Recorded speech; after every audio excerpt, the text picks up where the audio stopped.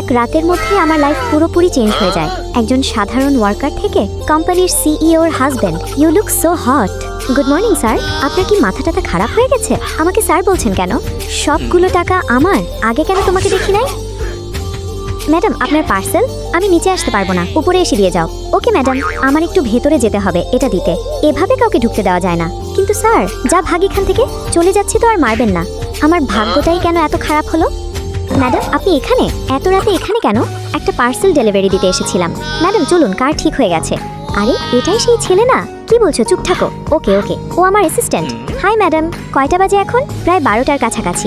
এখন তো আর কোনো বাসও পাবে না, বাসায় যাবে কিভাবে? ম্যাডাম, আপনি চাইলে ওনাকে আমাদের সাথে নিয়ে যেতে পারি। আরে না না, আমি কোনোভাবে ম্যানেজ করে নিব। আসো তো। ম্যাডাম শুনুন। ওয়াও, কত বড় বাড়ি। তাহলে এখন আমি আসি ম্যাডাম। আরে উনি চলে যাবেন নাকি?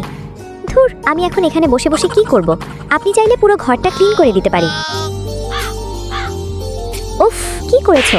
সরি সরি, আমি এটা জায়গা মতো রেখে দিচ্ছি। এটা কার pic madam? Same to same তো আমার মতো একদম।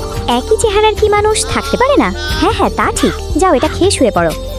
চাইল্ডহুড থেকে তোমার উপর নজর রাখছি, এত সহজেই ছেড়ে দিব ভেবেছো?